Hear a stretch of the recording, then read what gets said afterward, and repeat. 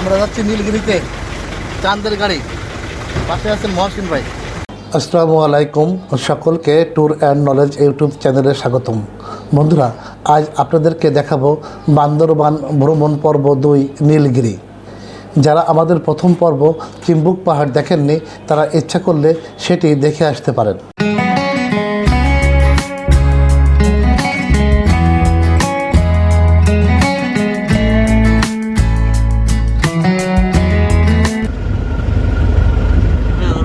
দর্শক বন্ধুরা, আপনারা দেখতে পাচ্ছেন আমরা এখন চাঁদের গাড়ি থেকে যাচ্ছি নীলগিরিতে।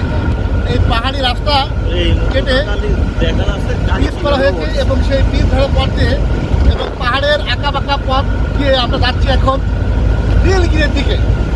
আপনাদেরকে একটু দেখাই যে ডানি এবং বাইরে আমাদের অসংখ্য পাহাড়ি যে রাস্তার পাহাড়ের পাশেই দেখতে পাচ্ছেন অসংখ্য কলা গাছ এবং বিভিন্ন প্রকার গাছগাছালি।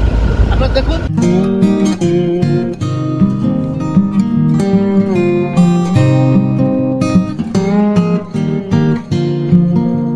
চাঁদের গাড়ি। এই চাঁদের গাড়ি থেকে করে আমরা এখন নীলগিরির দিকে যাচ্ছি। আঁকা বাঁকা পথ, পাহাড়ি পথ বেয়ে আমরা চলেছি নীলগিরির দিকে।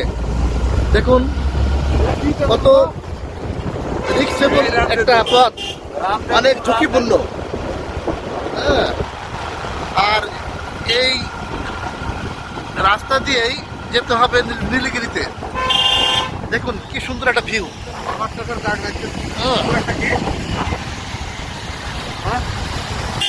নীলগিরি দেখেন 35 কিলো।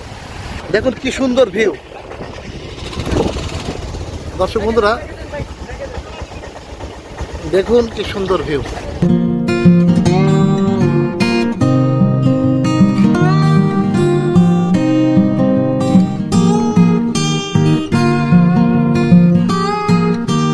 এক পাহাড়ের থেকে আর এক পাহাড় দেখার নান্দনিক দৃশ্যটা আপনাদেরকে একটু দেখাই। আপনারা দেখতে পাচ্ছেন যে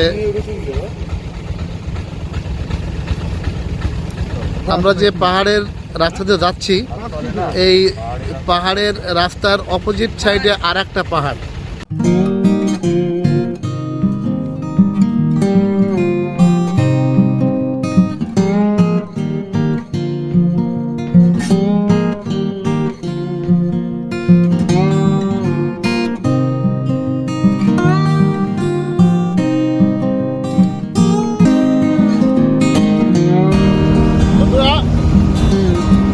দেখতে পাচ্ছেন আমি পাহাড়ি তেঁতুল। তেঁতুলের বৈশিষ্ট্য আছে তেঁতুলটা খুব মিষ্টি। যেহেতু পাহাড়ি তেঁতুল, এটা অন্যরকম স্বাদ আছে। আমরা নীলগিরিতে যাওয়ার পথে ছোট ভাই সিজান এই তেঁতুলগুলো কিনলেন। আমরা অনেক সবাই খারাপ, তারপরে আমি বেশি খেয়েছি। খেয়ে দেখি অনেক টেস্টি। বান্দরবান শহর থেকে নীলগিরি দূরত্ব 47 কিলোমিটার। আমরা অবশ্য চিম্বুক পাহাড় ঘোরার পর সেখান থেকে চাঁদের গাড়িতে করে রওনা দিলাম নীলগিরির উদ্দেশ্যে। পাহাড়ি আঁকাবাঁকা পথ দিয়ে আর প্রাকৃতিক নৈসর্গিক দৃশ্য দেখতে দেখতে প্রায় ঘণ্টাখানেক পর আমরা পৌঁছে গেলাম বাংলাদেশের ভূস্বর্গ খ্যাত বান্দরবানের নীলগিরিতে। যাবার পথে রাস্তার দুপাশে আপনারা দেখতে পাবেন পাহাড়ের অপরূপ সৌন্দর্য। কোথাও উঁচু কোথাও নিচু পথ দিয়ে যখন চাঁদের গাড়ি যাবে, তখন দেখতে পাবেন পাহাড়িদের জীবন সংগ্রামের চিত্র। বন্ধুরা, আমরা কিন্তু এখন নীলগিরিতে চলে এসেছি। দর্শক বন্ধুরা, আমরা এখন এসেছি নীলগিরিতে, বান্দরবনের নীলগিরিতে এসেছি। আপনারা দেখতে পাচ্ছেন যে নীলগিরির পাহাড়ে উঠতে যে প্রধান যে গেট, সেই গেটটা আপনাদেরকে দেখানোর চেষ্টা করছি। দেখুন, লেখা আছে ওয়েলকাম টু নীলগিরি।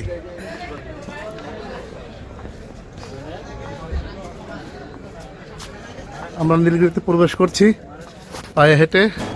অবশ্য নীলগিরি হিলে প্রবেশ করতে হলে আপনাকে 100 টাকা দিয়ে টিকিট কিনতে হবে, অর্থাৎ জনপ্রতি টিকিটের মূল্য 100 টাকা। নীলগিরি হিলে প্রবেশ করলে আপনার চোখ জুড়িয়ে যাবে। চারিদিকে সবুজের সমারোহ আর নির্জন প্রকৃতি নীলগিরির অন্যতম আকর্ষণ। আকাশ ছুঁয়ে দেখার ইচ্ছা পূরণ করতে চাইলে যেতে হবে নীলগিরিতে। নীলগিরি পাহাড়ের চূড়ায় উঠলে আকাশ নিজে এসে ধরা দেবে আপনার হাতে। মাথার উপর নীল আকাশে সাদা মেঘের ভেলা খেলা করে নীলগিরি পাহাড়ে। অপরূপ সৌন্দর্যের এক লীলাভূমি এই নীলগিরি। নীলগিরির কারণে বান্দরবানকে বাংলাদেশের দার্জিলিং বলা হয়। শীতকাল ও বর্ষাকাল দুই ঋতুতেই এইখানে ভ্রমণে অনেক বেশি আনন্দ। তবে বর্ষাকালে ভ্রমণে গেলে বেশি আনন্দ পাওয়া যায়, কারণ এই সময় মেঘের অপরূপ নৃত্য দেখতে দেখতেই দিন চলে যায়।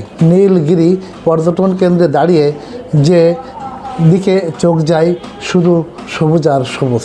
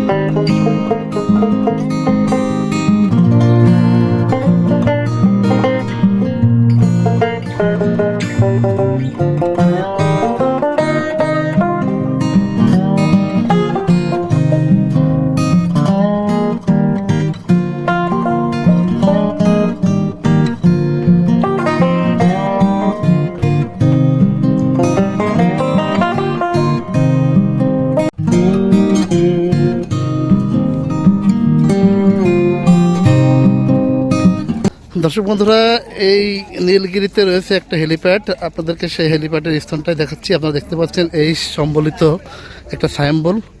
এখানেই কিন্তু জরুরি প্রয়োজনে হেলিকপ্টার অবতরণ করে।